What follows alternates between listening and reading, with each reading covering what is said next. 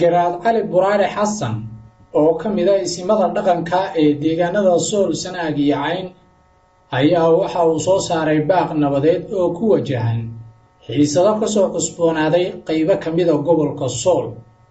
baaq nabadeedkan uu soo saaray garaad cali buraale xasan 15-ka bisha Diseembar sanada 2014 ayaa waxa uu dhignaa sida tan: aniga oo ah garaad cali buraale xasan waxaan marka hore wada salaamayaa ummadda muslimiinta gaar ahaan kuwa reer Khaatumo salaanta islaamka. assalaamu calaykum waraxmatullaahi wabarakaatuh. salaam kadib, hadda waxaan ku suganahay magaalada Melbourne ee waddanka Australia, halkaasi oo aan u joogo arrimo caafimaad.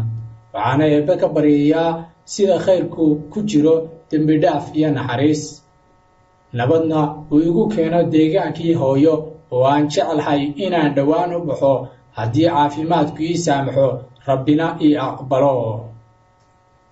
intaa kadib, waxaa maanta soo gaadhay dhacdo ka dhacday deegaankii hooyo oo shaydaan ka shaqaystay, taasi oo runtii igu keentay murugo, sababtayna dhimasho iyo dhaawac.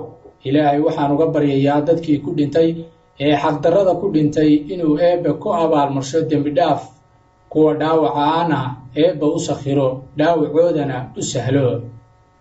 waxaan ugu baaqayaa beelaha walaalaha ah ee aan adduunku u kala socnayn ee dhalasho iyo dhiigba wadaaga inay u midoobaan cadowgooda oo u midoobaan nabadda iyo jiritaankooda, inay ka midoobaan xumawadaha oo ay midoobaan khayrwadaha, inay ka midoobaan isku diraha oo ay ku midoobaan samawadaha.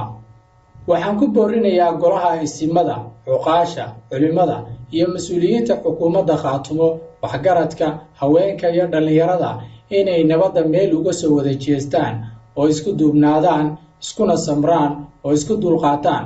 sidaa uunbaa cadow laysaga dhicin karaa, horumarna lagu gaadhi karaa. wabilaahi towfiiq. kaasi waxa uu ahaa baaq nabadeed ka soo baxay garaad cali buraale xasan. waxaan halkan idinka soo jeedinayay anigoo Axmed Darwiish ah.